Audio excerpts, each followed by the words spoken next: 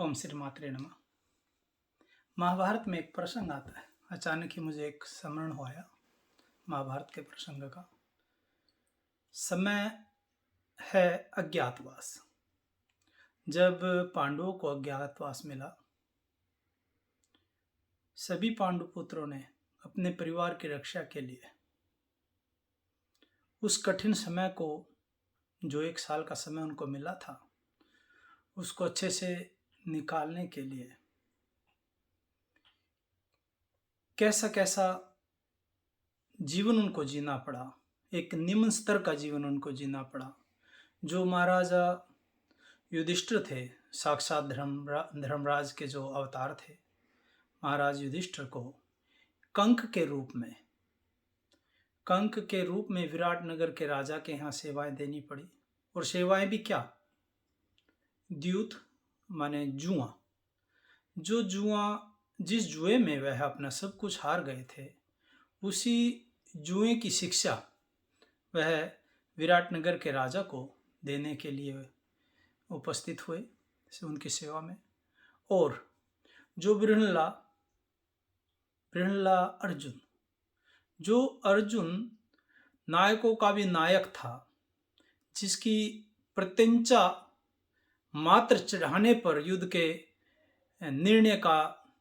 के जो परिणाम का निर्णय हो जाता था, इतना बड़ा धनुर्धर जो अर्जुन था, उसको भी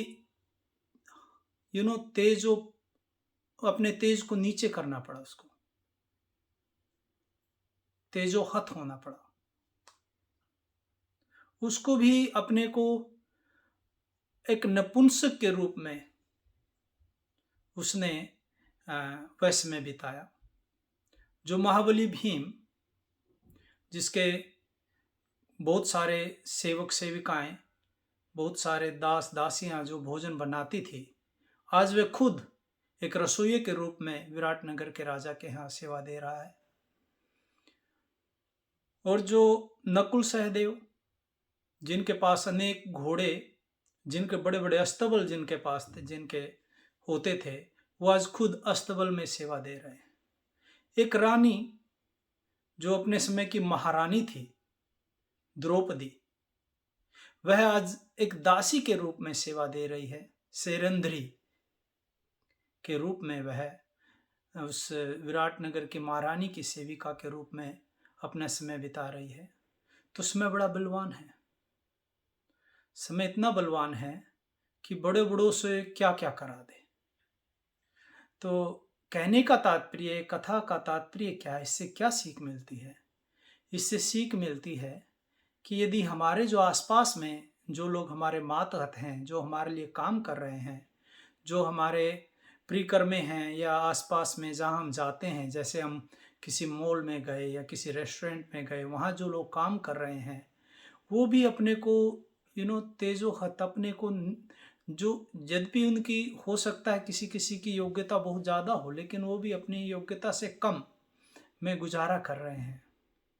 समय के कारण किसी को अपने बेटे की फीस भरनी है, किसी को अपनी बेटी की शादी की तैयारी करनी है, किसी को अपने लोन चुकाना है। प्रत्येक आदमी जो भी हमारे आसपास में हैं, बहुत सारे ऐसे हैं जो अज्ञातवास की तरह अपने तेज को घटा करके जीवन जी रहे हैं। कभी कभी हमें उन लोगों को आदर देना चाहिए।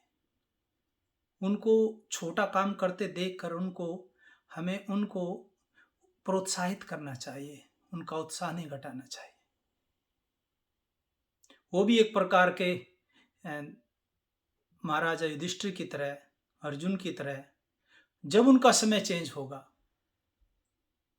वो भी अर्जुन की तरह बिरला के रूप में, अर्जुन को बहुत कम लोग याद करते हैं, अर्जुन को अर्जुन के रूप में ही याद करते हैं। तो समय चेंज होता है। सभी के जीवन में उतार चढ़ाव होता है।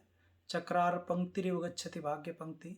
यह भाग्य जो है, यह पहिए की तरह, इसका ऊपर और नीचे होता है जीवन में।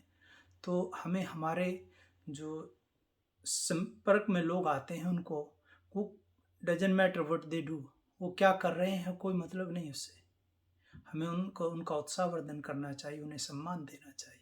दे डिजर्व इट। सो महाभारत से यही शिक्षा मिलती है कि हमें हमारे आसपास के जो लोग हैं, और बड़े बड़े समय समय कुछ भी करवा देता है किसी से, बड़े बड़ों को भी समय पानी भरने के लिए मजबूर कर देता है।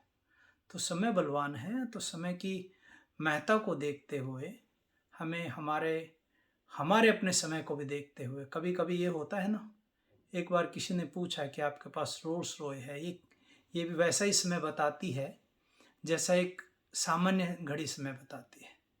वो कहती है सामान्य घड़ी समय बताती है और रोल रॉय उस आदमी का समय बताती है।